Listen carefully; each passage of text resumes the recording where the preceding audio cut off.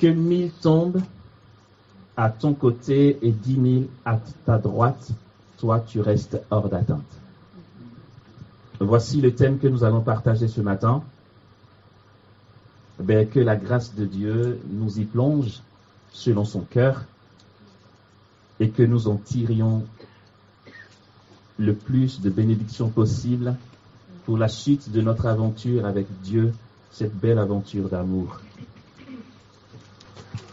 Je nous propose donc de partir d'un texte de la Bible. C'est le psaume 91, puisque ce verset est tiré de ce psaume 91. Je nous propose de commencer par ce texte pour entrer dans notre thème.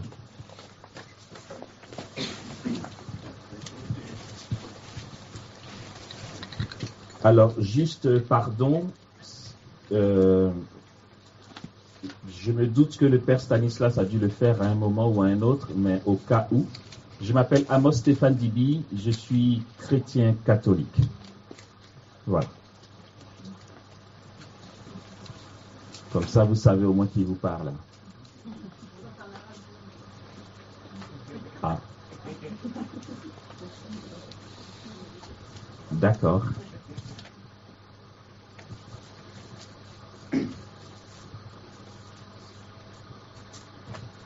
Le Seigneur nous dit dans sa parole, selon le psaume 91, ceci: qui habite la maison du Très-Haut et loge à l'ombre du Tout-Puissant, dit au Seigneur, mon abri, ma forteresse, mon Dieu sur qui je compte. C'est lui qui t'arrache au filet de l'oiseleur, à la peste fatale. Il te couvre de ses ailes, tu as sous son penage un abri, armure et bouclier sa vérité.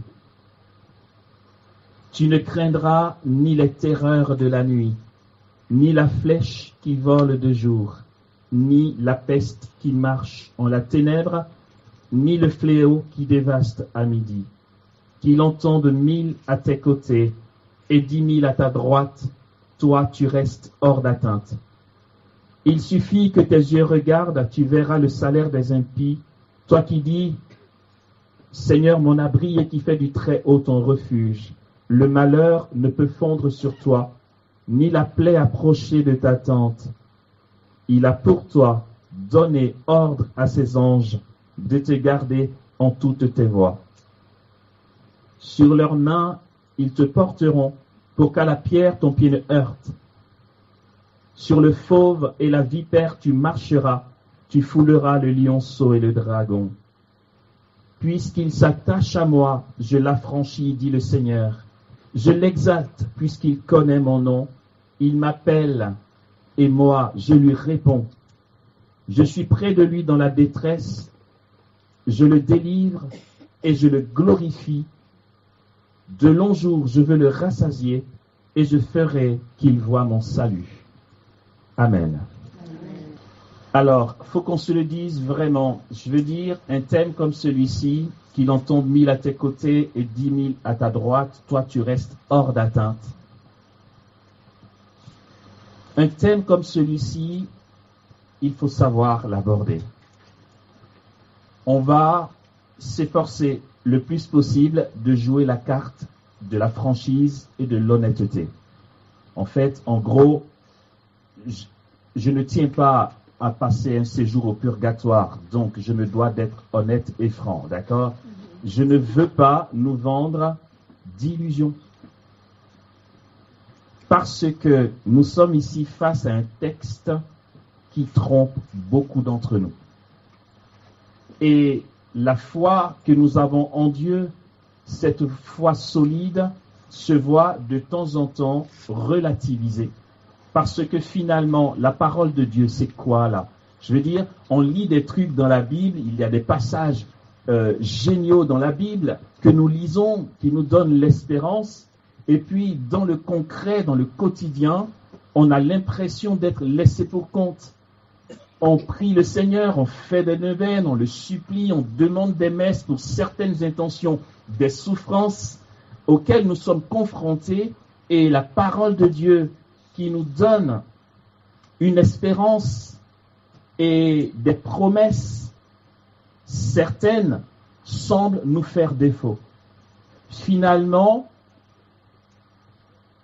nous sommes tentés d'aller voir ailleurs, ou si ce n'est pas le cas, on se dit, je ne suis peut-être pas l'autre, et que peut-être que j'ai fait trop de péchés, et que Dieu m'aime peut-être un peu moins que les autres.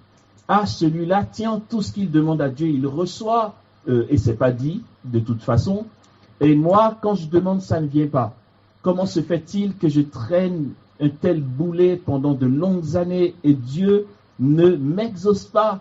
Et lorsqu'on approche un frère, une sœur de l'église, il va nous dire, lis le psaume 91. Et quand je lis, je dis, mais pourtant c'est ce qui est écrit, quoi. Ok, mais c'est dit qu'il demeure à l'abri du Très-Haut. Ah, ça se trouve, je ne demeure pas encore assez à l'abri du Très-Haut. Alors, je serre les fesses, je me convertis, je prie, je coupe tout ce qui ne plaît pas à Dieu, et finalement, je me rends compte que ça bug toujours. C'est quoi cette parole de Dieu, finalement? Et là, ce serait tellement beau qu'on mette des mots encourageants, ou encore surtout des mots flatteurs, qui vont nous rebooster en nous disant, mais oui, j'ai eu raison d'y croire. Alors, ok, l'intervenant a dit que ça marche, je recommence. Et puis on retombe dans les mêmes questionnements. Alors, sans vouloir partager quelque chose d'original, ce n'est pas mon but. De toute façon, je n'ai pas d'option. Je suis chrétien catholique, je l'ai dit à l'instant, et fils de l'Église. Par conséquent, je n'ai pas de doctrine propre à moi, encore heureux. Je ne me fais que le relais de ce que l'Église nous apprend, le relais de ce qu'est la révélation de Dieu. Dieu, c'est son bon vouloir, vous savez. En fait, non mais c'est trop génial. En fait, quand on voit à l'origine, on se dit, mais purée, mais attends, qu'est-ce qui s'est passé à l'origine? À l'origine, tu veux savoir ce qui s'est passé? Au commencement, c'était juste une question de kiff. Non mais c'est vrai. À l'origine, c'était un kiff. À l'origine, c'était un bon plaisir. À l'origine, c'était un bon vouloir. Il n'y a pas d'autre explication. Non, attendez, c'est important qu'on l'entende et qu'on le sache. Parce que si on le sait, ça va atténuer tous nos scrupules et toutes les fois où nous nous mettons en cause. Je redis ça d'une autre manière. À l'origine, il y a eu un bon plaisir, une gratuité. Dieu te donne tout ce qu'il t'a donné, la vie, l'existence, les biens autant matériels que spirituels. Il t'appelle à une vie éternelle, non pas parce que tu es clean, non pas parce que tu es beau gosse, tu vois. C'est même pas parce que tu es stylé. C'est pas parce que tu t'es confessé beaucoup ou que tu ne rates aucune messe. Ce n'est pas parce que tu es charitable envers l'autre. Ce n'est pas parce que tu t'oublies pour l'autre, quoique ce soit de belles choses. Ce n'est pas pour ça que Dieu te comble. À l'origine, c'est une question de bon plaisir. Et le Verbe éternel, dans son humanité, lorsqu'il vit sur notre terre, tressaille dans le Saint-Esprit et nous le rappelle. Il dit, je te bénis, Père, Seigneur du ciel et de la terre, d'avoir caché ces choses aux savants et de l'avoir révélé aux tout petits. Oui, Père, il t'a plu de le faire dans ton bon plaisir. C'est tout. La seule raison, c'est le bon plaisir de Dieu. La seule raison de toutes les bénédictions que tu as constatées, et que tu constates, et que tu vas constater encore, c'est la béatitude. Dieu est béatitude. En fait, tu peux juste dire Dieu ou dire béatitude. Bonheur, Dieu est bonheur. Tout ce que Dieu fait, tout ce qu'il ordonne, tout ce qu'il appelle à l'existence, toutes ces manifestations, ces phénomènes, toutes les épiphanies viennent du fait que l'amour est merveille, que l'amour est bonheur, que l'amour est gratuit et que l'amour est don sans compter et sans condition. C'est très important que nous partions sur cette base-là. Ça va nous donner, face aux difficultés, d'écarter tout ce qu'on croit n'avoir pas fait. Pourquoi Dieu ne me bénit pas?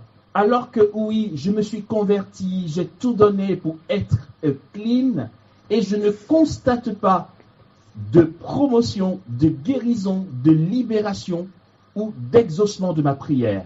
Mais c'est qu'il n'en est rien. Sois le pire des pécheurs. Si Dieu veut que tu aies une promotion, tu l'auras. La parole de Dieu est claire. Il fait tomber la pluie sur les bons comme sur les méchants. Parce qu'à la base, c'est la bonté et le bon plaisir. La méchanceté des méchants, l'iniquité des païens, toutes les magouilles de ce monde n'ont pas assez de consistance pour influencer ce bon plaisir de Dieu. Il nous aime et c'est tout. Alors, mais si c'est gratuit, pourquoi il ne me bénit pas toujours gratuitement? Mais en fait, on n'y est pas, frères et sœurs. C'est pourquoi il va falloir qu'on soit très clair dès le départ. Regardez ce texte, il est magnifique. Bien sûr, je suis sûr qu'on est d'accord. On m'entend bien ou pas? Oui.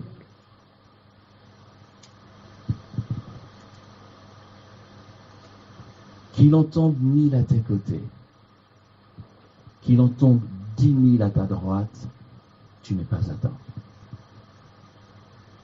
Sa fidélité est pour toi un bouclier. Attends, c'est pas tout. Attends, tu sais quoi? Pour toi, il a donné ordre à ses anges de te garder en toutes tes voies, pour qu'à la pierre ton pied ne heurte. Tu fouleras le lionceau et le dragon. Tu ne craindras ni les terreurs de la nuit, ni la flèche qui vole de jour. Parce que les anges de Dieu ont reçu un ordre, c'est de te garder.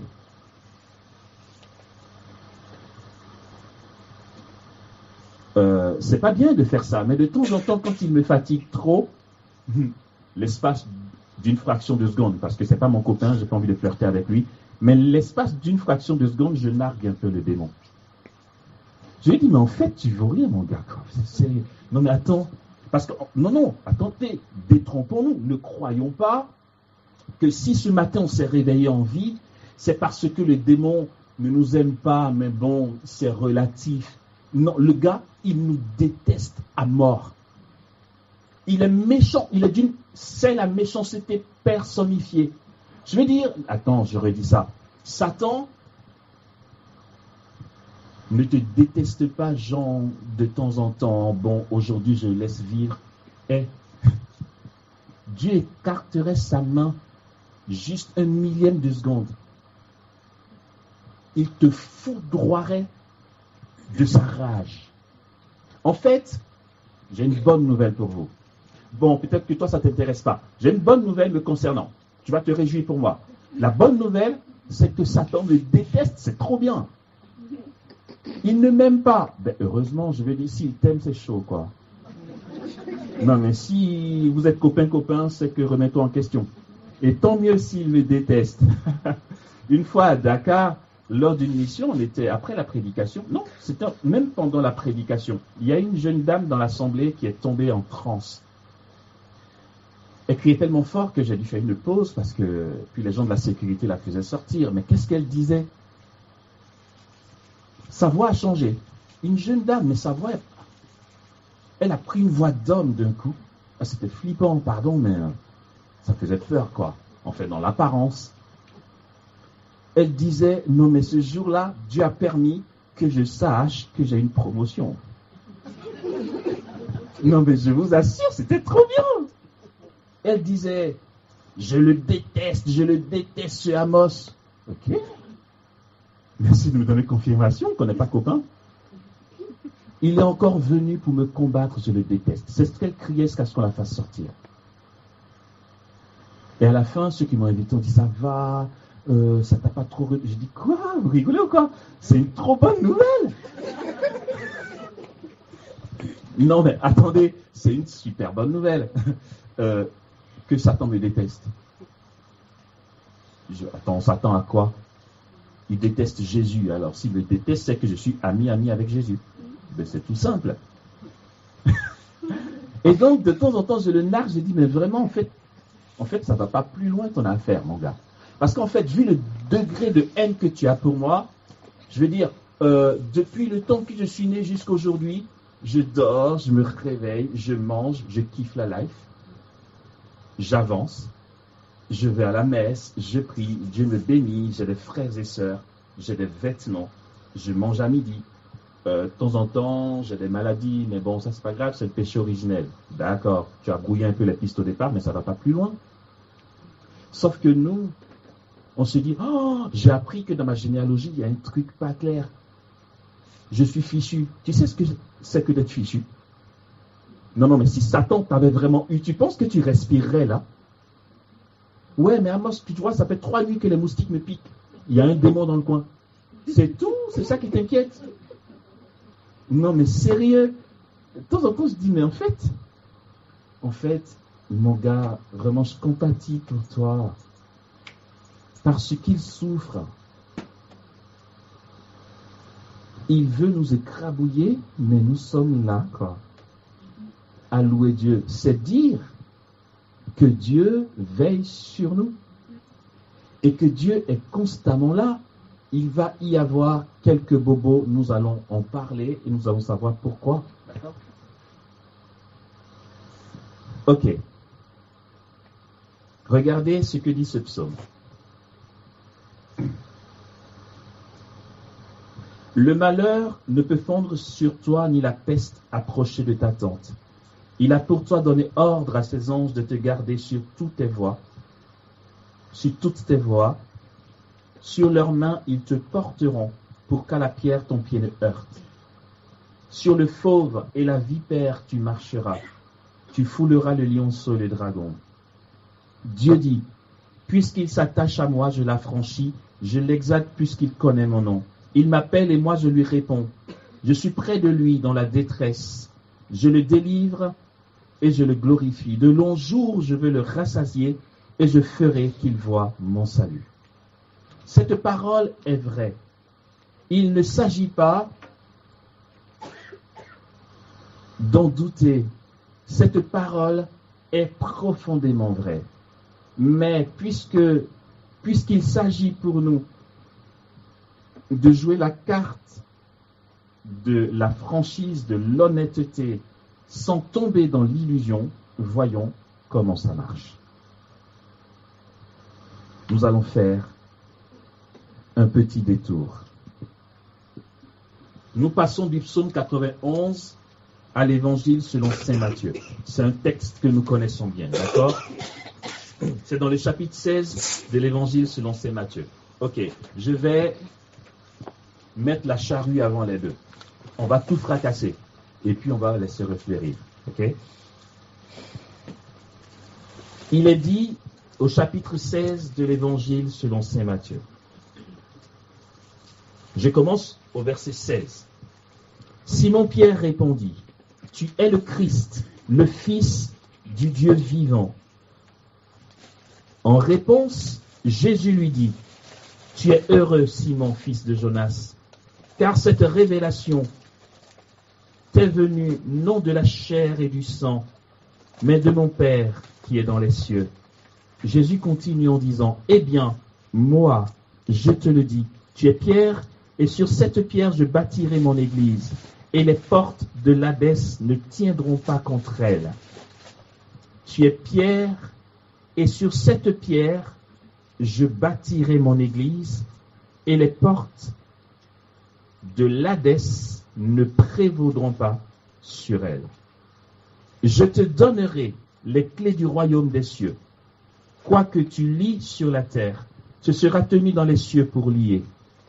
Et quoi que tu délies sur la terre, ce sera tenu dans les cieux pour délier.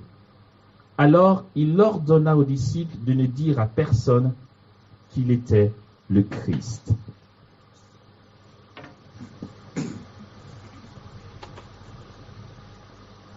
C'est un roc, c'est solide. Pierre, dans ses vieux jours, avait pour pseudo, c'est la première communauté chrétienne qu'il avait surnommée comme ça, on l'appelait le Vieux Roc.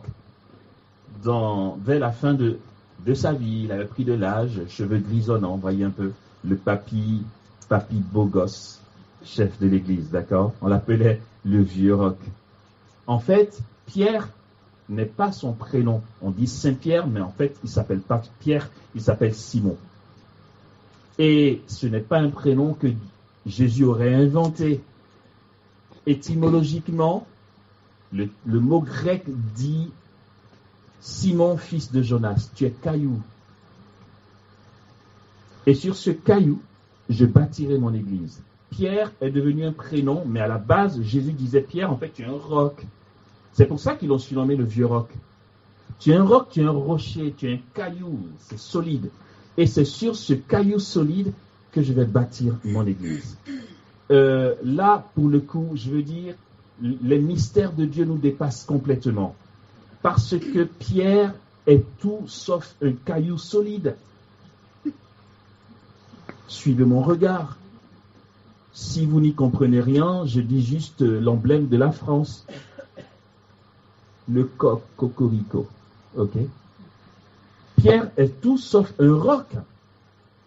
Mais Jésus dit, tu es caillou, et sur ce caillou, je bâtirai mon église. Ça n'a rien à voir avec ses compétences humaines. C'est le fondement de Dieu dans sa vie.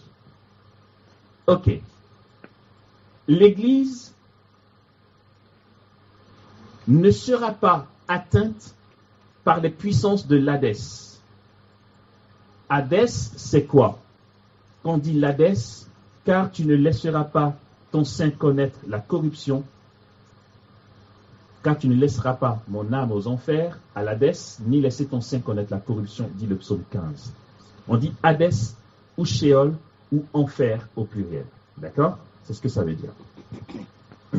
L'Hadès, c'est le séjour des morts, qu'on va aussi appeler Sheol. On va le voir dans quelques endroits de la Bible, on parle de Sheol.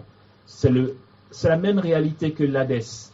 On peut dire l'Hadès, ou on peut dire le Sheol, ou on peut dire les enfers. Ce n'est pas l'enfer. Ouf, ça fait pas mal de trucs.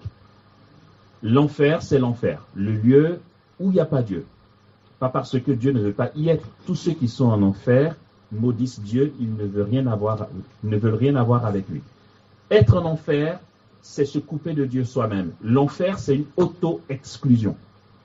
Dieu veut te sauver, mais puisque tu es libre, il vient et tu lui dis, surtout ne t'approche pas, je ne t'ai rien demandé. Je ne veux pas de toi dans ma vie.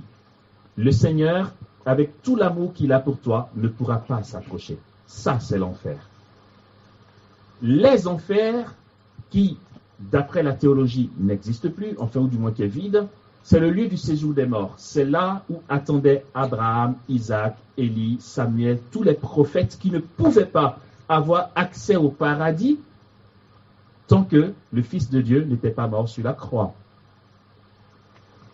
C'est pourquoi l'Église nous apprend qu'à la mort de Jésus, avant sa résurrection, il est descendu aux enfers, pas à l'enfer. Aux enfers, le lieu du séjour des morts où il a été chercher nos parents, nos premiers parents, d'accord? Mais ici, lorsque les exégètes nous mettent ce mot Hadès, bien sûr qu'ils expliquent que l'auteur sacré, bon, c'est un peu technique ce que je fais, mais ça va être un peu plus fluide, je suis désolé. Celui qui a écrit a utilisé le mot Hadès, mais c'est pour parler des puissances du mal, d'accord? Et donc, les puissances du mal ne prévaudront pas contre l'Église. D'accord. Je souffle un peu. Ça vous permet aussi de souffler un peu. Parce que je sais que voilà, ça peut être beaucoup d'informations en très peu de temps. On respire. Il est important qu'avant d'avancer, nous soyons d'accord là-dessus. Jésus dit à Pierre, tu es caillou, tu es rocher. Et sur ce rocher, cette pierre, ce caillou, je bâtirai mon église. Et les forces du mal, entendons ça comme ça, n'auront pas de prise sur elle. D'accord. Ça va? Ok, on continue. Il se trouve que l'Église est une réalité irrationnelle. L'Église est un mystère. On parle du mystère de l'Église. On parle du mystère de l'Église, d'accord? L'Église est un mystère. Est-ce que Jésus est un arnaqueur ou bien est-ce qu'il y a un autre sens à y percevoir? Quand Jésus dit « les forces du mal ne prévaudront pas sur elle », ce qu'il dit est vrai, mais ça n'a rien à voir avec ce que vous et moi pouvons penser dans notre raisonnement seulement humain. Pourquoi je dis ça? Ok. L'Église est un mystère, c'est une réalité surnaturelle. L'Église est une réalité surnaturelle que la raison humaine ne peut comprendre. L'Église appartient à Dieu. Soit nous sommes un peu naïfs et puis on fait du suivisme, soit on sait le pourquoi du comment. Parce que sérieusement, quand on voit qu'il y a quelques mois, quelques longs mois, ou peut-être un an, quelques longs mois, éclataient tous les procès et scandales pédophiles dans l'Église, avec certaines choses qu'on continue à entendre, ne nous voilons pas la face. Je veux dire, ça rougit les yeux, mais ça ne casse pas la vérité. C'est notre Église. Et n'allons pas indexer les prêtres pédophiles. Je veux dire, avant d'indexer, regarde-toi toi-même. Si tu penses que tu es sûr de pouvoir indexer, vas-y. Moi, je n'indexe pas parce que c'est crasseux à l'intérieur. Nous sommes une bande, d'accord? Voilà. Et pourtant, donc je commençais par dire, soit nous sommes naïfs, soit on sait le pourquoi du comment, mais par quel chemin passons-nous pendant la messe pour dire, je crois en l'Église? Une sainte, catholique et apostolique. Ça veut dire quoi ce truc? C'est une arnaque ou quoi? On s'est posé la question ou on se dit c'est normal? Frères et sœurs, l'Église est sainte. Alors, attendez, je vais dire ça, elle est clean, quoi. L'Église, Amos, est tout sauf clean, arrête. Dans notre credo, lors des solennités, nous le confessons. Je crois en l'Église qui est une, qui est sainte, catholique et apostolique.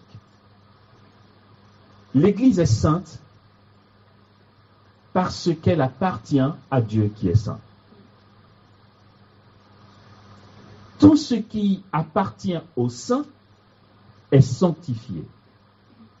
Comme dit le pape François, il ne faut pas confondre le péché dans l'Église et le péché de l'Église. Ça fait deux choses. Il y a un frère qui me disait, est-ce que tu veux bien m'expliquer cette histoire de l'Église sainte après toutes les catastrophes dont on entend parler? Aurais-tu une idée? Je lui ai répondu ceci.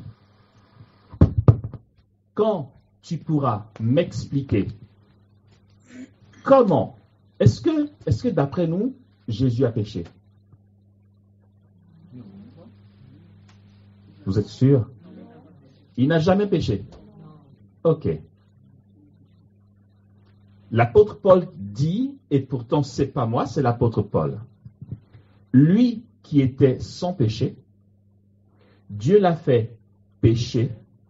Pécheur, non. Dieu l'a fait pécher pour nous afin que nous devenions justice de Dieu. J'ai dit à ce frère, à la croix, Jésus était péché. Il était péché. Quand tu pourras m'expliquer comment Jésus a pu être péché sans avoir jamais péché,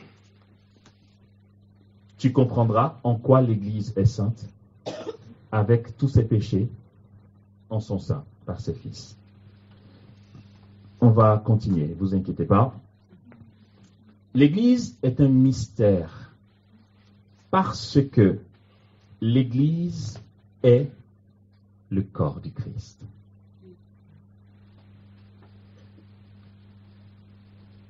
Ça, c'est clair. Le Verbe éternel en croix était meurtri de douleur et de plaies. Il n'avait même plus figure humaine, tellement il était défiguré par les coups et les plaies. Son corps était maculé de sang et de douleur et de plaies. Lui restait saint. L'Église est maculée de pécheurs, de lâches. Cherchez pas loin, vous regardez en face, vous allez savoir pourquoi je parle de lâcheté. De lâches, de pécheurs, de gros pécheurs, de personnes catastrophiques, sans que la sainteté qui l'habite soit corrompue. L'Église, vous allez voir le petit parcours que je prends avec nous. L'Église, c'est le corps du Christ. Dans sa réalité surnaturelle, dans le mystère qu'est l'Église, elle est le corps du Christ. Primo, tu es pierre et sur cette pierre je bâtirai mon Église, d'accord? Secondo, cette Église est sainte parce qu'elle appartient à Dieu qui est saint. L'Église est le corps du Christ. Du coup, si parfois tu as un doute en disant est-ce que vraiment l'Église est sainte, alors tu mets en doute la sainteté du Christ, puisque l'Église est le corps du Christ. Si le Christ est saint, alors l'Église est sainte. Bon, sauf si l'Église n'est pas son corps. Je veux dire, voilà. Si vraiment nous croyons que l'Église est le corps du Christ, elle ne peut pas ne pas être sainte. Enfin, c'est difficile à comprendre. Parce que le Christ est saint, le Christ n'a pas péché. Nous sommes le Christ, nous sommes son corps. Et chacun est membre pour sa part. Ouais, mais il y a quand même des catastrophes dans ce corps. Mais oui, à la croix, il y avait des catastrophes sur ce corps cloué à la croix.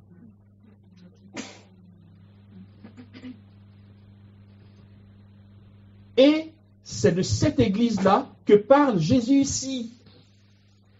Je dis tout ça pour ne pas que nous ayons une vision de notre vie chrétienne trop naïve. Jésus dit, je bâtis mon église sur cette pierre que tu es, et les forces du mal ne prévaudront pas sur elle. Attends, Jésus, tu rigoles. Jésus, c'est une blague ou quoi?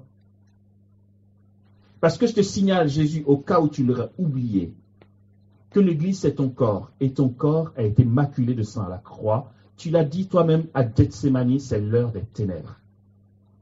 Alors les ténèbres ont prévalu sur toi. Tu as été arrêté, tu as été bafoué, humilié, flagellé. Tu as souffert ta passion, tu as porté ta croix. Tu étais moins que rien. Tu as été à la croix et tu es mort. Jésus, Satan a gagné là. Non mais d'où tu me dis que les puissances du mal ne prévaudront pas sur elle? Toi, Jésus, dont je suis le membre, si les forces du mal ont prévalu sur toi, alors elles ont prévalu sur moi.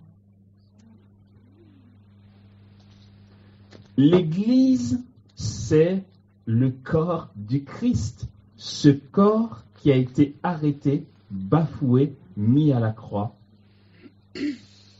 et qui est mort. C'est ça l'Église. Alors, de quoi Jésus parle quand il dit à Pierre, les puissances du mal ne prévaudront pas sur elle? Comment on le comprend? Je veux dire, c'est bien qu'on se dise ça pour mieux comprendre le psaume 91. Petit retour dans le psaume 91. Y avons-nous pensé? Est-ce que nous avons lu et relu ce verset qui est tellement clair et évident pourtant?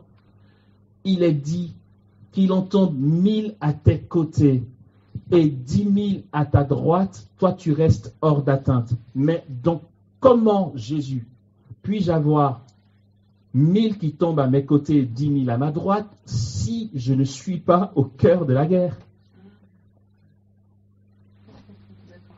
Non, Dieu n'a jamais dit que tu seras isolé sur une île, tranquille, sans moustiques et sans trucs. Non, mais attends, d'où tu veux qu'il y ait 10 000 qui tombent à ta droite si tu n'es pas au cœur de la guerre? Y avons-nous pensé? Ben voilà. C'est une réalité, sinon on comprend ça autrement. Le psaume 23, quant à lui, dit ceci. Pareil. Le Seigneur est mon berger, moi je ne manque de rien. C'est kiffant. Sur les prés d'herbes fraîches, il me fait reposer. Vers les eaux du repos, il me mène pour y refaire mon âme. Oh, qu'est-ce que je t'envie, chef psalmiste. Il dit, devant moi, tu dresses une table face à mes adversaires. D'une onction, tu me parfumes la tête et ma coupe est débordante. Ah, d'accord. En fait, le Seigneur est ton berger, il te mène vers les eaux du repos, mais tu as quand même des ennemis. Mais parce que si tu n'en as pas, c'est pas... Il dresse la table devant qui?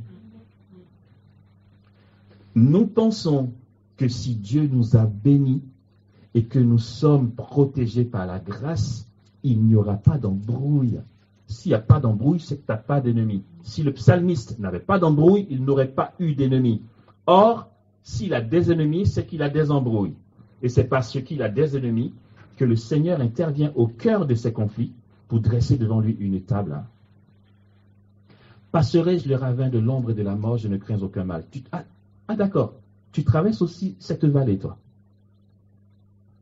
Non, mais voyez, il ne faut pas qu'on enjolive trop les choses.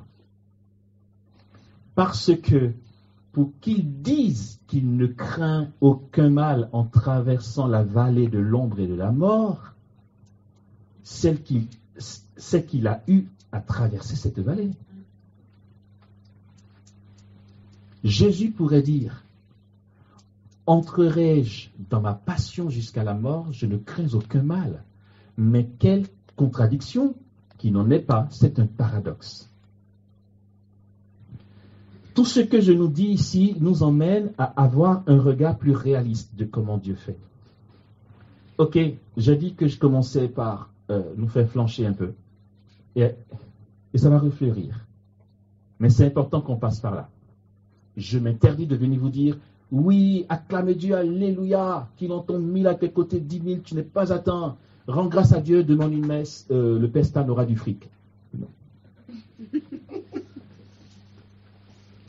Il faut que dans ton histoire, dans ta vie, dans ton quotidien, dans ce que tu sais que tu souffres de l'intérieur, dans tout ce qu'il y a de conflictuel, il faut que tu saches que c'est à l'intérieur de ça que se manifeste la fidélité de Dieu, sa puissance, son éclat et ta bénédiction. Si nous entendons ce que dit le psaume 23 et le psaume 91, nous l'avons dit, ils sont au cœur du conflit et de la guerre. C'est dire que la paix que Dieu nous promet n'est pas une absence de guerre. Retenons-le, la paix n'est pas une absence de guerre. La paix, c'est la demeure en Dieu. Jésus dit, ma vie, nul ne la prend, c'est moi qui la donne. Il est en paix dans la douleur. J'aime bien ce passage-là que met en avant, pardon de le citer, mais je veux bien le citer parce que franchement, je lui dis merci d'avoir été audacieux. Mel Gibson, qui a fait La Passion du Christ. Et ce n'est pas qu'un film fictif. Mel Gibson, pour ceux qui ne le savaient pas, s'est rendu à Medjugorje. Il a été parlé avec les voyants de Medjugorje, de ce qu'ils ont entendu de la Vierge Marie concernant la Passion du Christ. Mel Gibson a été voir Jean-Paul II. Il lui a soumis tout ce qu'il veut mettre dans son film. Mel Gibson a lu Anne-Catherine Henrique dans ses révélations. Il a fait son film sur tout ça. Du coup, ça vous donnera peut-être envie de revoir. Dans le film de Mel Gibson, sachant très bien que tout ce qu'il y a mis est basé sur des révélations à la fois privées parlant de Anne-Catherine Henrique, mais aussi d'un dialogue avec Jean-Paul II et des voyants de Medjugorje. Il n'a rien rajouté qui soit fantaisiste. Et j'aime bien quand il met en avant cette partie-là où Jésus prend sa croix. Il est violent ce film, hein. Il tombe et là il rencontre sa mère.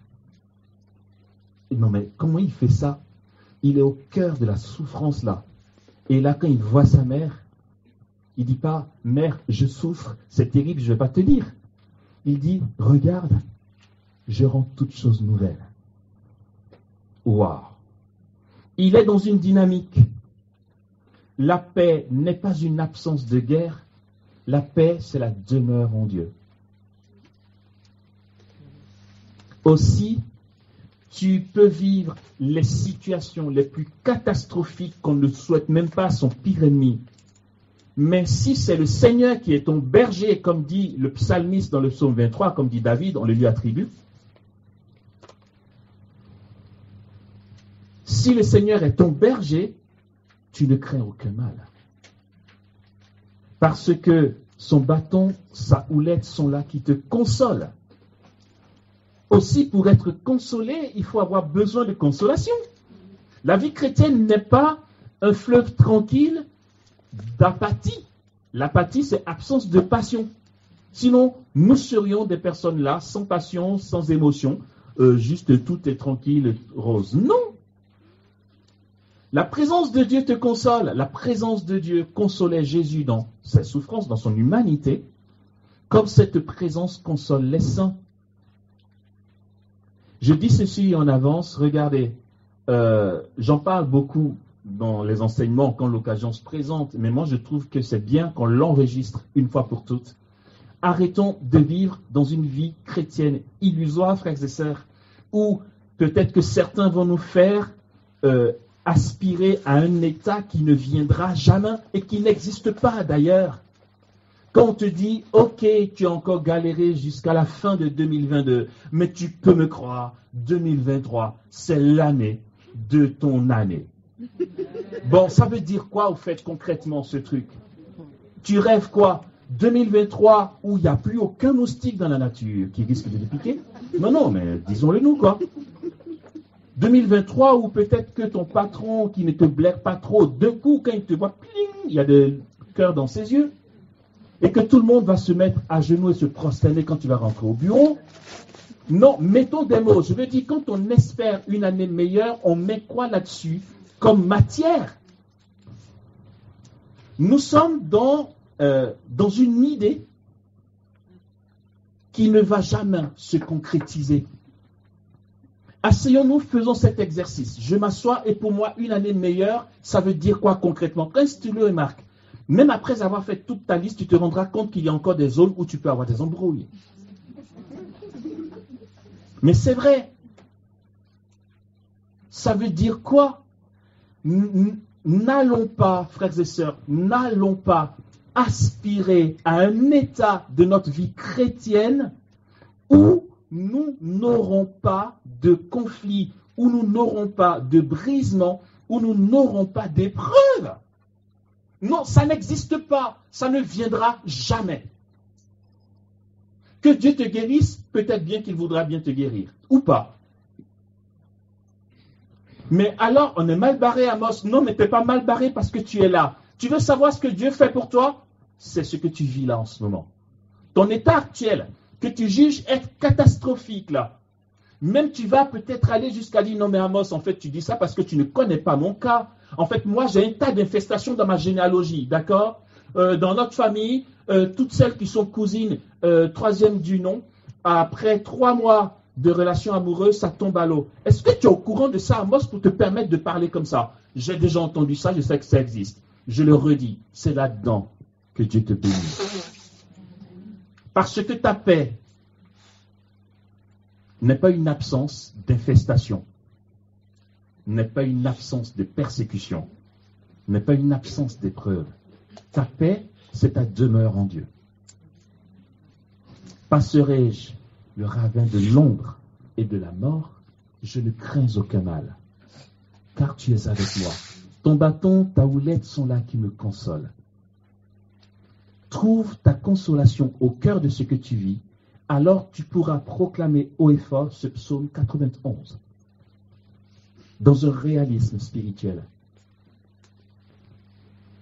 Parce que cette absence d'épreuve et de guerre n'existe pas sur cette terre. Pardon de te décevoir. Tu peux te faire rembourser par le Père si tu veux. Non, c'est vrai. Peut-être que tu venais entendre autre chose. C'eût été autre chose dont nous parle la parole de Dieu. Primo, Jésus n'aurait pas souffert ce qu'il a souffert. Lui dont nous sommes le corps. Secondo, il n'y aurait pas eu de martyr dans l'Église. Sinon, toute la parole de Dieu, c'est du pipeau. Que dit le martyr pendant qu'il va vers le lieu de son exécution? Mais Seigneur, tu as dit que les anges me protègent. Et qu'à la pierre, mon pied ne heurtera pas. Mais je vais pour être tué. Ta parole m'a menti, m'a trompé. Mais non, c'est que cette parole a un autre sens. Et heureusement, frères et sœurs, c'est la bonne nouvelle. Heureusement que Dieu permet ça. Heureusement que la signification de cette promesse de Dieu prend un autre sens. C'est qu'en fait, ce que Dieu veut pour toi est bien au-delà, infiniment au-delà de ce que tu as pu cogiter comme état de bénédiction, mais largement au-delà. Il y a dans l'Église ce qu'on va appeler le martyr de sang et le martyr d'amour. Le martyr de sang, c'est celui qu'on exécute, il est mort. Il y a des martyrs qui ne meurent pas. Allô? Il y a des martyrs qui ne meurent pas.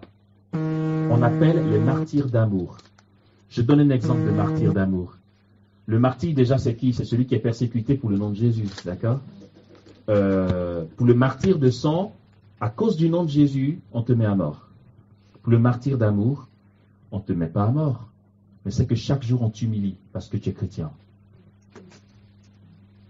Chaque jour, on te persécute, harcèlement moral, tout ce que tu veux, parce que tu es chrétien. Parfois même, tu as envie de dire, écoutez, tuez-moi, que ça finisse, quoi. Mais non. Le martyr d'amour, c'est ça. Ouais, mais Amos, tu sais, dans mon service, il n'y a que des païens ou des gens de sectes sataniques ou des francs-maçons et je suis combattu. Prie pour moi. Quelle neuvaine je peux faire? Il n'y a pas de neuvaine. Je ne te donnerai pas de neuvaine à faire. Cette neuvaine, tu penses qu'elle va te conduire à quoi? Que d'un coup, le méchant franc-maçon va dire, oh, dis donc. Ouh, tu as mis un fond de teint qui me séduit. Je pense que c'est ce qu'il va dire. C'est le martyr d'amour. Vous allez voir pourquoi je parle de martyr. Et chez les martyrs, il y a ce qu'on va appeler les confesseurs de la foi. Vous en avez entendu parler des confesseurs de la foi? Certains oui, d'autres non. Okay. Un confesseur de la foi, c'est pas le père Stan qui confesse, quoi. C'est pas ça, ça n'a rien à voir. Ça, c'est le sacrement de réconciliation. Le confesseur de la foi, c'est un peu comme le martyr d'amour, mais en plus trash. Le martyr d'amour, c'est un harcèlement moral, difficile au quotidien, il faut tenir la route pour le nom de Jésus. Le confesseur de la foi, on l'arrête, comme on arrête le martyr qui va mourir. Comme on a arrêté le martyr de sang. On le met en prison. C'est plus trash, pourquoi? C'est que pour lui, c'est pas qu'un harcèlement moral. On vient le matin, on dit « Coucou Geneviève, ça va ?» Ouais. Ça a été la nuit. J'ai fait ce que j'ai pu. Au fait, tu crois toujours en Jésus ou tu as changé d'avis? Je crois toujours en Jésus. D'accord, ben tant pis pour toi. On te coupe un doigt. Et on revient demain. Tu saignes. En fait, on te tue très lentement, mais super très lentement. Ils reviennent le lendemain. Tu as changé d'avis ou... Non. Deuxième doigt. On te laisse mijoter. Dans la souffrance. En fait, c'est un martyr long. Quand on te décapite, au moins, tu as juste le stress de quand le moment va arriver. Quand ta tête tombe, t'es fini, tu vois. Mais le confesseur de la foi, c'est ça. Tu es mutilé, martyrisé à petit feu. C'est un peu glauque ton histoire, Amos. Oui, mais en fait, je suis trop content de dire tout ça, parce que sinon, le psaume est illusoire. Et puis, on dit, mais ce psaume, franchement... il n'est pas vrai parce que moi, ma vie, elle est catastrophique. Je souhaiterais qu'après cet enseignement, on comprenne que ce psaume concerne chacun d'entre nous, quel que soit notre état. Et puis là, éclate la gloire de Dieu au cœur du martyr. Mais quand je dis au cœur du martyr, entendons à la fois martyr d'amour que martyr de sang. Éclate la gloire de Dieu dans le martyr chez les céphalophores. Voici encore une autre histoire. Quand on aura compris tout ça, on pourra mieux évoluer. Et puis finir, parce qu'après, il ne s'agit pas de trop parler. Les céphalophores, non. Céphalophores, et puis j'aime bien le mot en lui-même parce que c'est fort, quoi. Céphalophore, non, mais là c'est juste, non, mais c'est trop puissant. Regardez ce truc. On appelle céphalophore dans la tradition de l'Église des frères et sœurs chrétiens catholiques de la même confession de foi que toi et moi, hein, c'est pareil. Donc ne crois pas qu'eux, ils ont été malchanceux. On est dans le même suspense, ça peut être ton tour demain, d'accord? Ok. Le céphalophore, on l'arrête pour le nom de Jésus. Et puis on le décapite.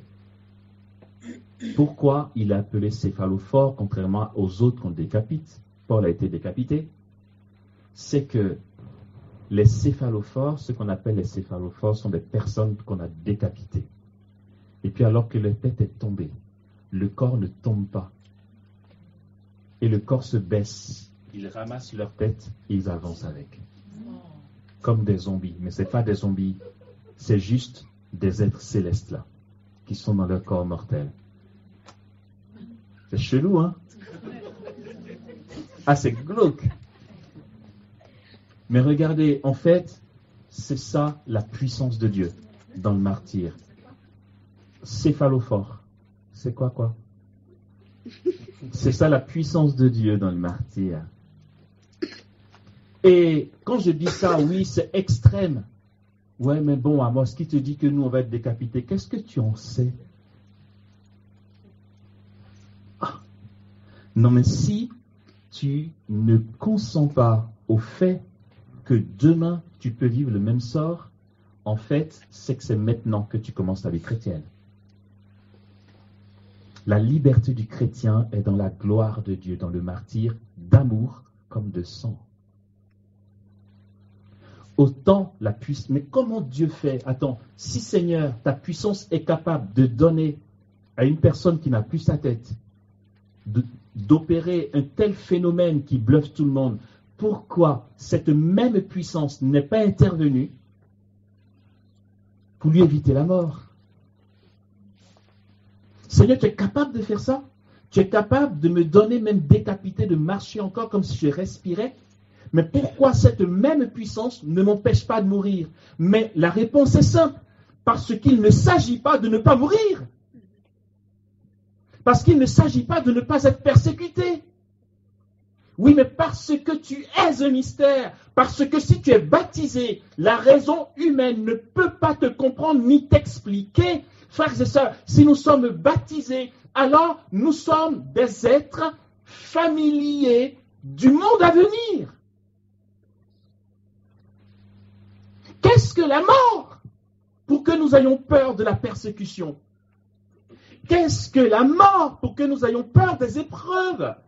Qu'est-ce que nous craignons le plus ici-bas? Pourquoi tu trembles pour ne pas être contaminé du Covid? Le pire, c'est la mort. Mais qu'est-ce que cette mort? Cette mort n'est rien. Cette mort n'est rien. C'est qu'en fait, Dieu va permettre que tu vives des épreuves difficiles, des souffrances, non pas parce qu'il t'a abandonné, non pas parce que tu es pécheur, non pas parce que tu n'as pas géré telle chose ou que tu n'as pas passé la foi. Dieu le permet parce que tout ce que tu souffres n'est rien et ça ne t'atteint pas. Paul est clair. Dieu ne permettra jamais que nous soyons tentés au-delà de nos capacités de résistance. Mais pourquoi il ne nous l'épargne pas? Mais parce qu'on n'est pas chrétien seul. On n'est pas chrétien pour son confort personnel. Tu n'es pas chrétien pour être tranquille. Tu n'es pas chrétien pour que tout aille bien pour toi. Mais non, tu as tout faux. Mais pourquoi Dieu permet que je souffre? Parce que tu es responsable d'un monde qui a besoin de s'ouvrir à Dieu. Pourquoi Jésus, qui n'a jamais péché, a dû souffrir? Vous pensez qu'il le méritait? Non. Il a souffert par solidarité pour toi. Aussi, ouais, mais Seigneur, pourquoi je souffre? Mais parce que tu as une solidarité à manifester pour ce monde. Ouais, mais je me suis confessé, je suis clean, je me suis réconcilié et je souffre encore. Tu sais pourquoi tu souffres? Parce que quelque part dans le monde, il y a une âme qui ne connaît pas Jésus, qui est victime des conséquences de ses iniquités. Et cette âme-là, Dieu l'aime. Et si tu es membre de son corps, autant son corps a souffert pour que le monde soit sauvé, autant toi, membre de son corps, tu connaîtras les souffrances pour que le reste du genre humain soit sauvé. N'allons pas rêver notre vie chrétienne, frères et sœurs. On n'est pas chrétien seul. On n'est pas chrétien pour être confortablement assis. Si tu es chrétien, pardon, bonne nouvelle, si tu es chrétien, alors ta galère ne fait que commencer. Désolé. Et puis, Dieu te donne de basculer dans quelque chose de plus grand. C'est une victoire plus grande encore. Frères et sœurs, la mort, c'est quoi? J'ai un ami, il y a 3 ans. Non, même pas 3 ans. Il y a juste... Non, 1 an et demi. Regardez ce qu'il m'a dit. Il m'a appelé en me disant, Amos, tu fais quoi à Pâques? Je suis censé voyager. Est-ce que tu peux reporter? Ça va être chaud parce que j'ai déjà trop reporté. Il m'a dit, il va falloir que tu reportes.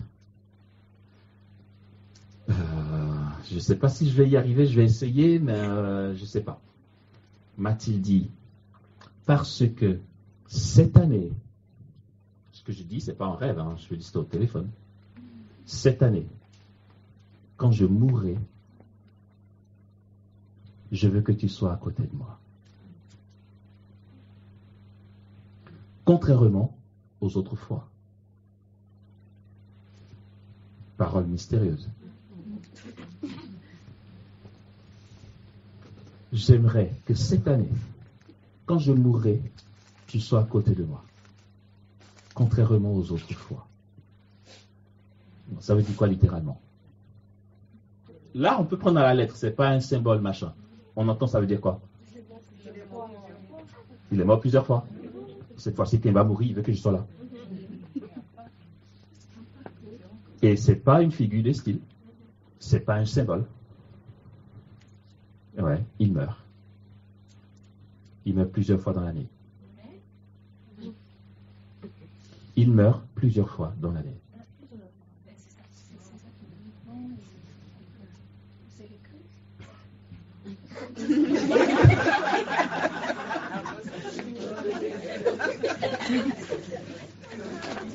Vous êtes perdu là, hein?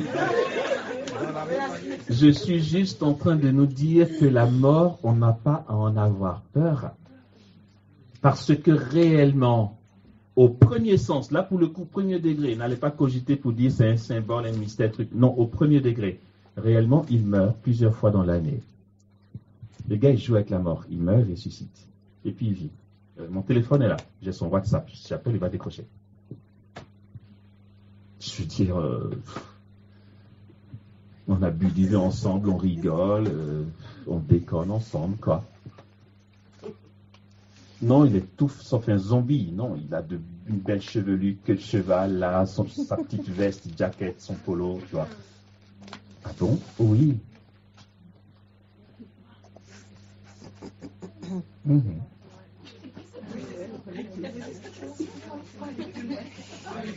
Il faut aller plus loin, dit-elle.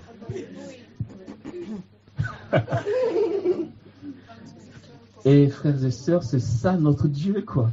On n'a pas compris. Je vais ici, déjà, tu dis, Seigneur, moi, j'invoque ton sang, je me lève à 3h30 du matin. J'appelle le sang précieux pour me protéger de la mort. Tu ne vivras jamais ce qu'il vit. Non, tu es trop frileux. Parce que pour toi, la vie chrétienne, Seigneur, c'est pour que je sois... Non, mais lui, il meurt. C'est un ami, enfin, vous voyez, là j'en parle et je ne trahis rien parce que je vais vous donner plus tard un site où vous pourrez aller lire ce qui concerne sa vie. C'est sur Internet. Donc je ne trahis rien. C'est un ami italien qui vit la passion. Donc quand il me dit cette année à Pâques, tu fais quoi? Parce que quand il vit la passion, non mais je veux dire, après, c'est pas Jean, on m'a dit, ou bien j'ai cru entendre que. Témoin oculaire, je veux dire, en 2021, j'étais assis près de lui, pendant que ses plaies saignaient. Et qu'il saignait, j'étais assis près de lui, j'étais là, témoin oculaire, seul avec lui dans la chambre, à faire âge.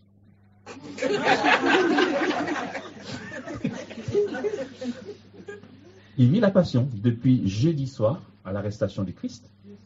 Il est en extase, toutes les plaies, jusqu'à vendredi vers 14h30, 15h. Souvent, c'est vers 14h, 14h30, ça varie selon où il est, parce qu'il y a le décalage horaire. Il meurt. Non, mais c'est une histoire, c'est pas un truc d'un coin de maison où on se tape notre délire. Il est italien. C'est suivi par la Congrégation pour la doctrine de la foi. C'est béton, c'est vu. Il y a des spécialistes qui sont là, un collège de théologiens qui vient quand ça se manifeste. Il y a des médecins, des scientifiques très critiques qui sont là. Et c'est les scientifiques qui constatent l'heure de la mort clinique. Il est mort, il ne respire plus. Son corps, il est mort. Au moment de la mort de Jésus, lui aussi, il est mort. Il n'a plus de pouls. Terminé. Et il saigne tellement de litres de sang qu'il est tout blanc comme un verre. Il est mort. C'est une dépouille mortelle. Après 3 quarts d'heure, il ouvre les yeux.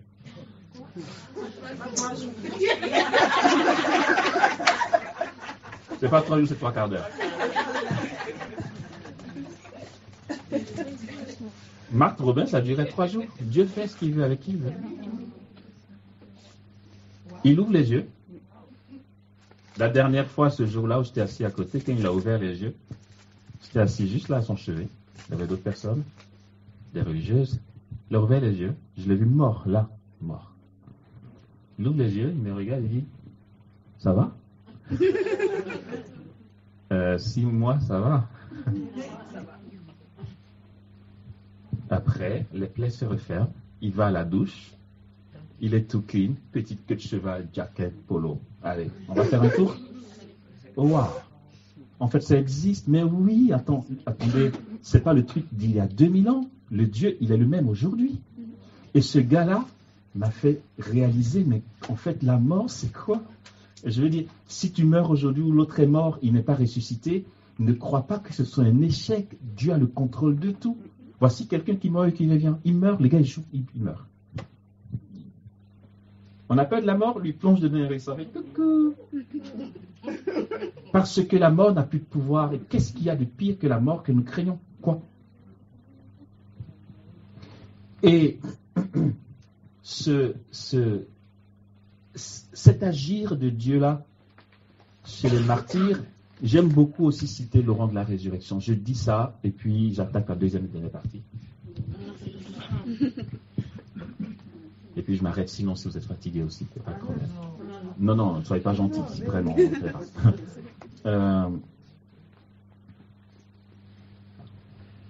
Mon saint patron, Étienne. J'ai 2 balaises dans le ciel qui me coachent. Il y a Amos et il y a Étienne. Étienne, ça veut dire Stéphane, d'accord? Soyez pas jaloux, c'est bon, c'est comme ça. Chacun son truc.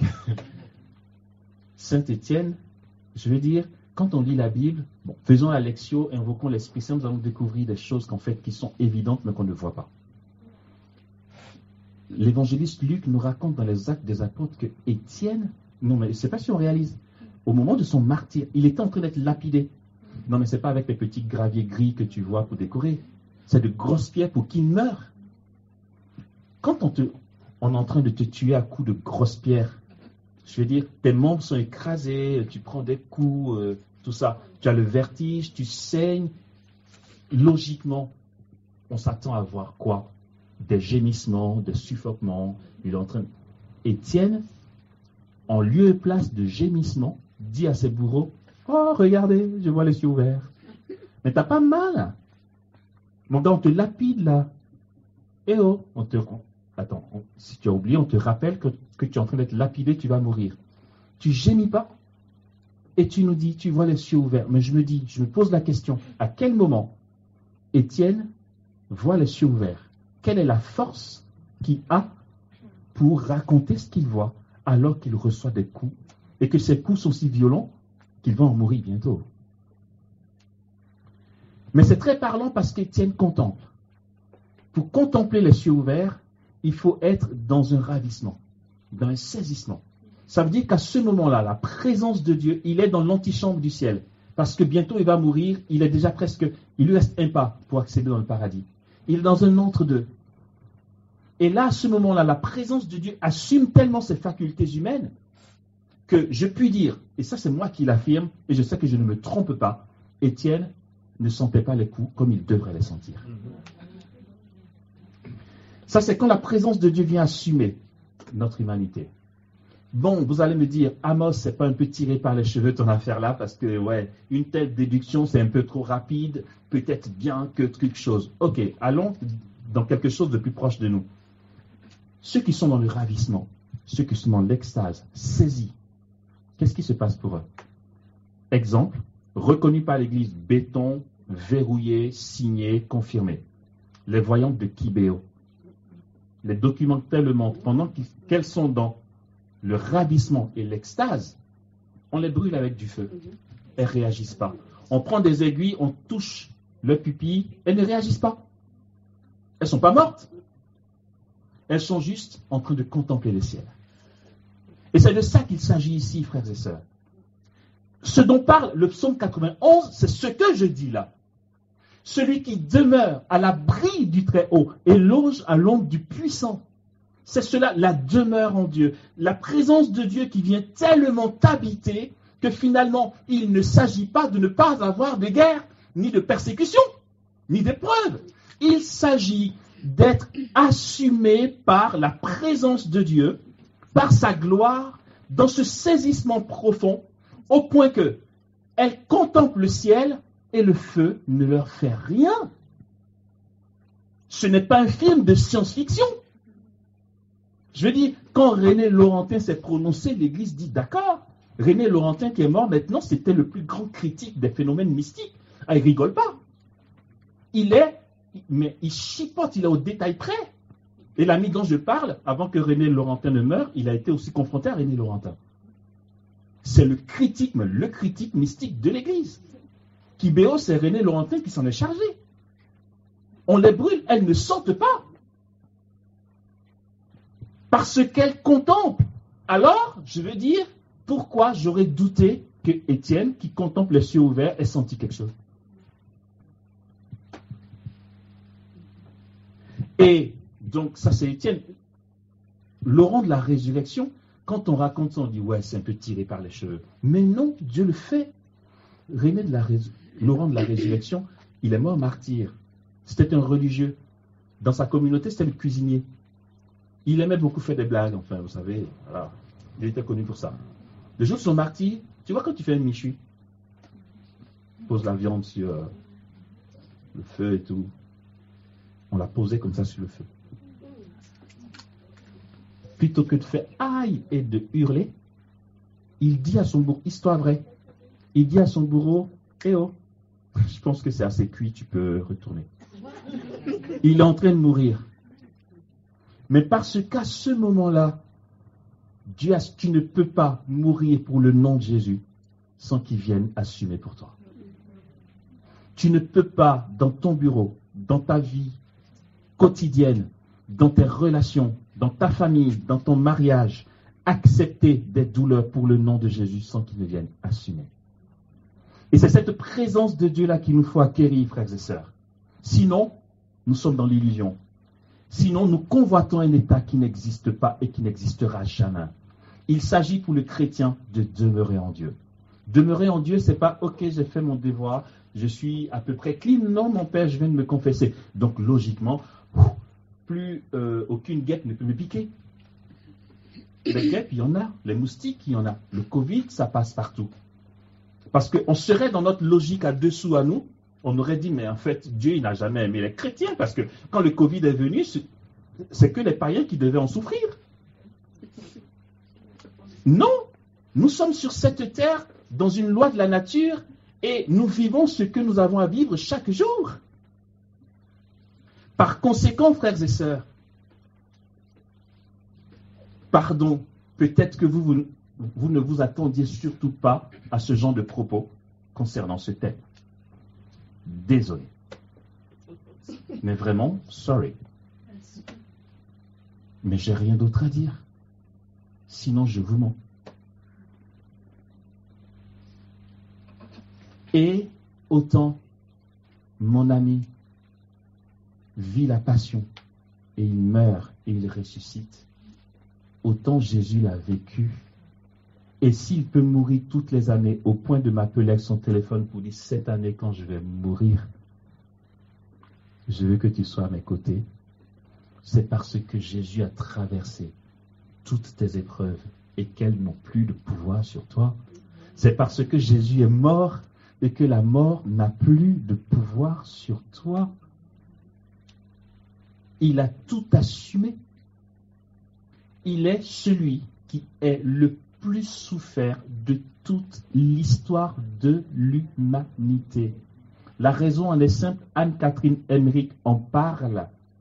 Pourquoi il a été angoissé jusqu'au sang à Gethsémani? Parce que lui, le Verbe éternel, avait la claire vision des charges qu'ils avaient portées. Il voyait tous les péchés, depuis Adam jusqu'à la dernière personne qui va naître. Il a pris pour chacun. Imagine, fais un peu l'addition de tes souffrances, des conséquences de ton péché. Tout ça, il n'y a aucun homme pour qui Jésus n'a pas assumé la souffrance.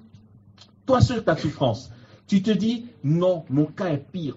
Personne ne peut supporter ce que je supporte là. Et oh, tes souffrances, plus celles de ta voisine, de ton voisin, depuis Adam jusqu'à la dernière personne, tout ce qu'on a souffert.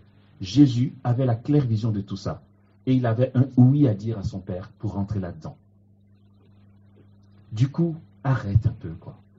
C'est quel état d'âme, enfin, je veux dire, tu vis quoi que tu crois être trop élevé pour Dieu?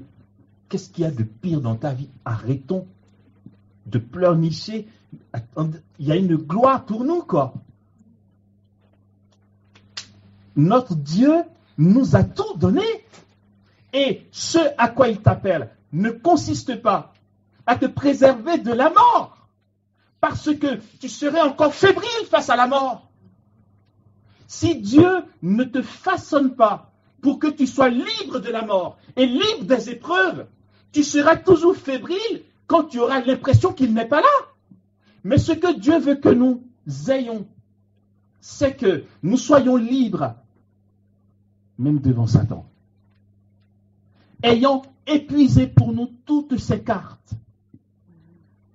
Dieu va permettre que Satan te malmène. Pardon, je le redis et j'assume. Dieu va permettre que Satan te malmène au plus haut. Il ne t'a pas abandonné. Et ce psaume n'est pas un mensonge non plus. Dieu te donne d'être libre de lui. Jésus était libre de la mort parce qu'il est rentré dans la mort et qu'il a vaincu. Aussi, il y a des saints, ceux que nous prions, Padre Pio, Yvonne Aimée de Malétroit, Thérèse d'Avila, Jean de la Croix. Vous savez ce qu'ils ont subi par Satan? Nous imaginons un peu. Padre Pio était battu par Satan toute la nuit jusqu'au sang. On parle du Padre Pio, mais c'est parce que Dieu l'a permis qu'il était libre de Satan. Seigneur, la protection que j'attends de toi, c'est que tu me mettes des anges comme ça. Ouh, il arrive, il arrive. Mais ce n'est pas ce que veut dire ce psaume. Si c'est nécessaire, Jésus permettra que tu vives les pires sévices de l'ennemi. Oui, ça n'est pas en contradiction avec la parole de Dieu et ce n'est pas parce que tu n'es pas digne. C'est parce que d'une part, il te protège. D'autre part, tu es solidaire de ce monde. Et que comme lui, tu traverseras l'épreuve, la pire des épreuves, pour en ressortir libre. On va voir des exorcistes. On va voir des prêtres qui font pour nous des délivrances. Vous savez comment Dieu les a préparés? Vous pensez qu'eux aussi, ils ne sont pas fébriles? Quel homme va venir se permettre de dire au Satan, dégage, s'il n'a pas la force de le dire? Est-ce que nous savons par où tout cela passe?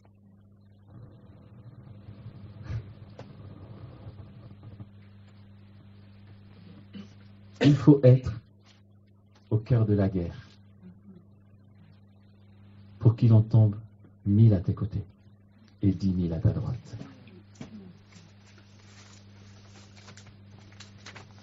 En fait, je donne un dernier exemple qui sera le dernier exemple de ma première partie.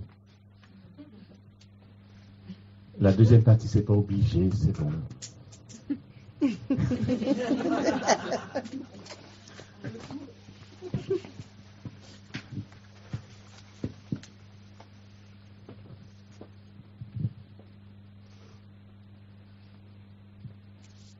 Parlons des martyrs, il y en a un autre qui me vient là comme ça. Saint Maximilien Kolbe. c'est Maximilien Marie Kolb. Quelle belle vie, quelle belle histoire. Humainement parlant, rationnellement parlant, mais quel drame, mais quel échec. Ah ouais, tu es chrétien, franciscain, tu as donné ta vie à Dieu et tu as fini comme ça. Vous savez, dans les procès pour sa béatification d'abord et canonisation, vous savez ce qui s'est raconté? Les gens disent parce qu'il avait un journal qu'il publiait parlant de la Vierge Marie. Des gens ont dit qu'il a tellement dérangé les francs-maçons qu'ils ont fini par la voir. Il ne s'agit pas de dire à cela, mais non, c'est pas ça, mais peut-être bien que oui. Ah bon, c'est pas trop un compte témoignage? Non, je veux dire, peut-être bien que oui. Il a été arrêté avec la conspiration des francs-maçons et qu'ils ont fini par l'éliminer. Ah, mais ce serait un échec. Ok, oui, c'est un échec. Comme pour Jésus, c'était un échec. Mais qu'un échec apparent. Qui te dit que les francs-maçons ne pourront pas t'avoir? Non, mais n'allons pas rêver en couleur. Dans ce que Dieu permet, il y a sa gloire. Comment il a sauvé le monde? Non, mais comment Jésus a sauvé le monde? Il s'est laissé faire. Ses ennemis l'ont arrêté. Les apôtres étaient troublés. Ils ont arrêté le maître, quoi. Non, mais c'est sûr que vers la dernière minute, comme le psaume dit, il a donné pour toi ordre à ses anges. Certainement, arrivé au Golgotha, les cieux vont s'ouvrir, les anges vont descendre, parce que Dieu a donné ordre à ses anges de le protéger. Il n'y a eu aucun ange. Comment Jésus nous a rachetés? Comment il est parvenu à cette résurrection glorieuse, frères et sœurs? Les ennemis l'ont arrêté. Pardon, je vais dire ça d'une autre manière. Ses ennemis ont eu raison de lui. Ils ont réussi leur coup. Leur coup, c'était quoi? De l'arrêter, de passer par Judas, de le prendre et de le mettre à mort. Ils sont passés par Judas, ils l'ont effectivement arrêté, ils l'ont conduit au Golgotha, ils l'ont vraiment mis à mort. Ils l'ont eu. C'est ce que tu veux éviter, toi? Ben donc, sois pas chrétien. Ouais, mais bon, frère, si tu ne pries pas pour moi, ils vont m'avoir. Mais laisse-les t'avoir. Amos, tu es violent ce midi. Laisse-les t'avoir. Si je te dis autre chose, je te mens. En fait, je te dis ce que je m'efforce de vivre moi-même. Laisse-les t'avoir, parce que ton maître, on l'a eu. L'un d'entre ses disciples l'a trahi. Il a été arrêté, il a été mis à mort. Maximilien Kolb a été arrêté au moment des camps de concentration.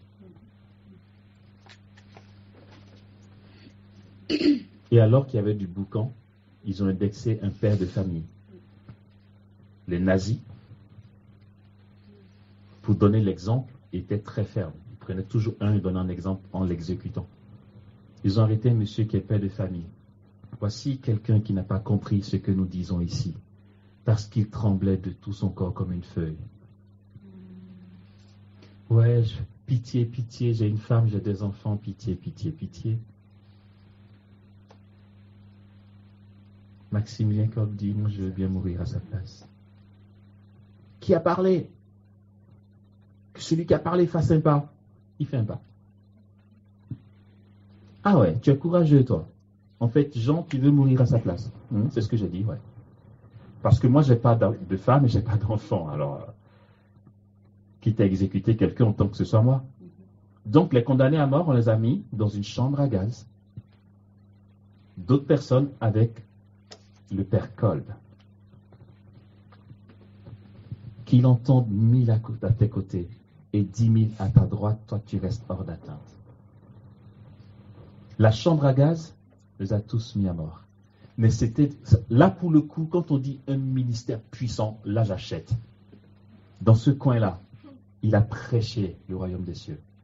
Il est prêtre, il a baptisé, il les a préparés à mourir. C'est puissant. Quelle occasion tu veux avoir de faire ça si tu fuis ces états-là? Ben, Seigneur, je ne veux pas qu'on m'arrête. Ben, tu ne seras jamais témoin en prison. Ben non. Et puis, ils sont tous morts. Il était le seul debout dans la chambre à gaz. Mais comment il vit? Pourquoi il est encore debout? La paix n'est pas une absence de gaz, c'est la demeure en Dieu. Comment il est debout? Ils sont tous morts. Les nazis viennent vérifier si ils sont tous morts pour changer d'équipe de bétail. Ils regardent, il y a une tête qui est debout. Oh, il en reste un, on va attendre encore un peu. Ils partent. Ils reviennent quelques jours après. Ils regardent. Maximilien Kolb est là. Non mais il ne meurt pas. Allez, laissons mijoter encore un peu, il ne tiendra pas longtemps. Ils partent, ils reviennent. Le père Kolb est là. Waouh! Qu'il entende 1000 à tes côtés et 10 000 à ta droite, toi tu restes hors d'atteinte. Mais sauf que les nazis n'avaient pas que ça à faire. Il faut bien passer à autre chose. Donc il faut accélérer sa mort. Ils sont rencontrés et il est mort par injection létale. Ils lui ont injecté un poison mortel.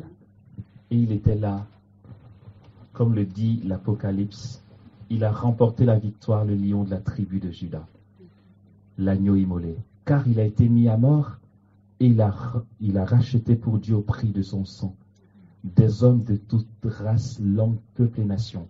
Il a fait une royauté de prêtres et ils régneront sur la terre. Il s'agit de l'agneau immolé qui est sur le trône. Sur le trône de Dieu, c'est un agneau qu'il y a. Mais pas seulement un agneau qui est mis à mort.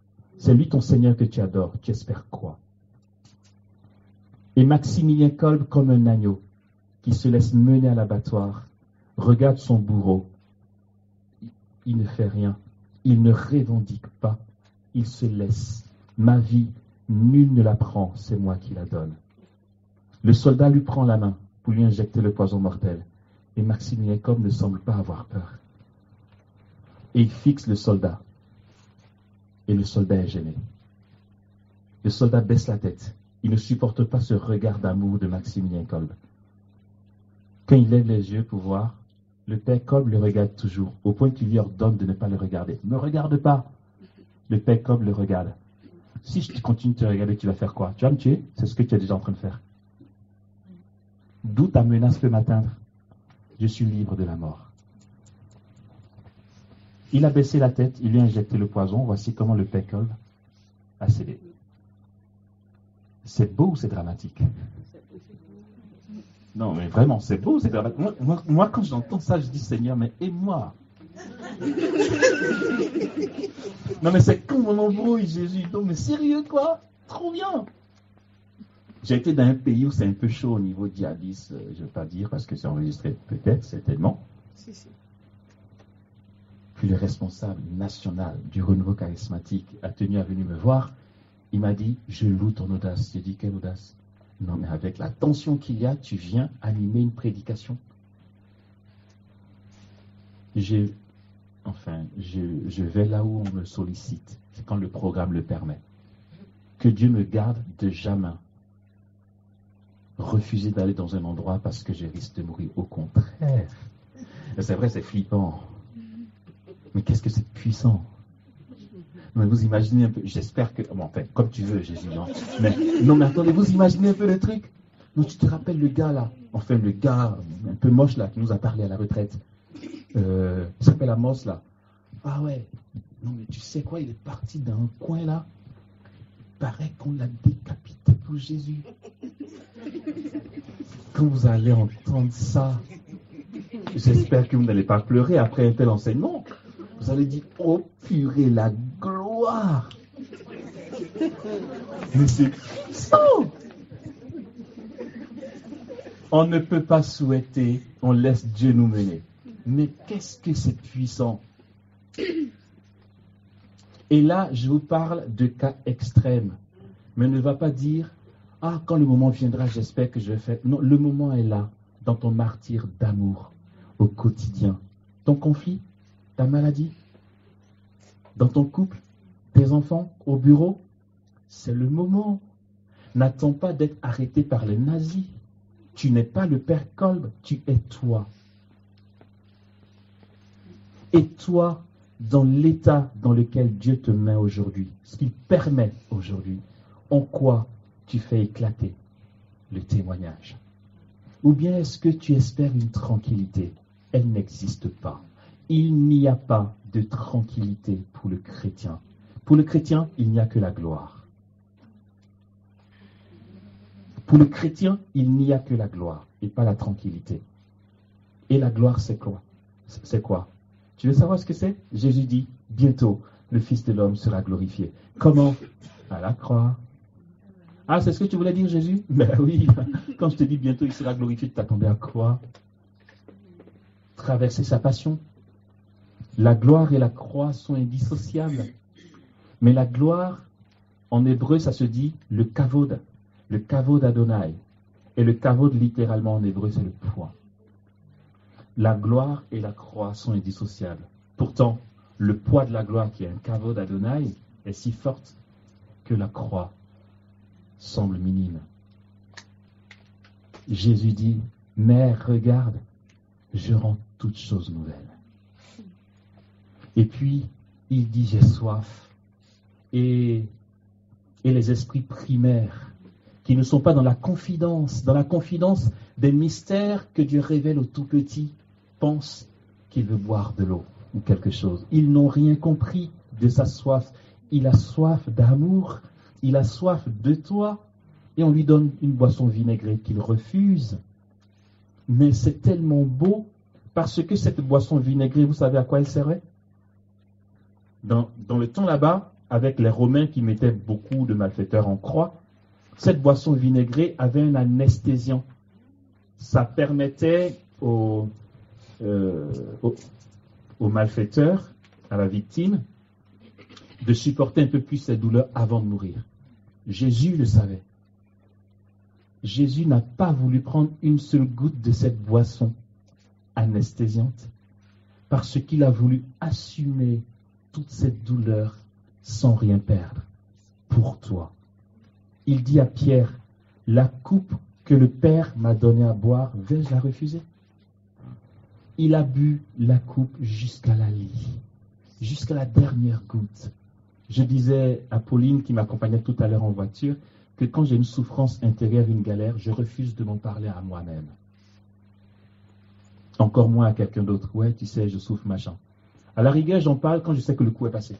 Quand je sais que maintenant, allez, j'en suis libre, je peux à la rigueur, à l'occasion en parler. Mais pendant que c'est difficile, je m'interdis d'appeler pour dire, ouais, tu sais ce qui m'a fait, en fait, je te souffris ça. C'est du gâchis. Et pendant que tu es crucifié, bois la coupe et bois-la jusqu'à la lie. Ne laisse passer aucune goutte. Ma seule prière à ce moment-là, c'est Jésus, que ta grâce me donne de ne perdre aucun instant de cette souffrance. Je veux tout prendre, je veux tout embrasser. C'est ce que je fais, hein, pardon, mais après, c'est vraiment ce que je fais. Parce que je veux tout boire jusqu'à la lie. Ça me fait tellement envie d'être à la croix comme Jésus. C'est tellement puissant, mais Jésus, est-ce que ça fait partie de ton plan d'amour sur ma vie ou pas? Si ce n'est pas le cas, ce n'est pas grave. Ta seule volonté fait mon bon plaisir, mais pour l'instant, je suis humilié, je suis broyé, je suis brisé, je suis incompris, j'ai très mal. Et là, je vais te rencontrer dans ce point douloureux de mon être, de mon cœur, de mon âme. Je te donne rendez-vous. Et c'est là que je veux embrasser tes blessures. C'est là que je veux t'étreindre à la croix. C'est là que je veux te consoler de tes douleurs. Jésus, c'est là que je veux te ressembler. Je n'attends pas d'être dans la chambre à gaz. C'est aujourd'hui, c'est maintenant, dans cette souffrance-là, que tu vis aujourd'hui. C'est là que tu peux faire éclater la gloire de Dieu au cœur de ta souffrance. Puisqu'il s'attache à moi, je l'affranchis. Je l'exalte puisqu'il connaît mon nom. Il m'appelle et moi je lui réponds. Dans la détresse, je suis avec lui. Je veux le délivrer, je veux le glorifier. De longs jours, je veux le rassasier. Et je ferai qu'il voie mon salut. Amen.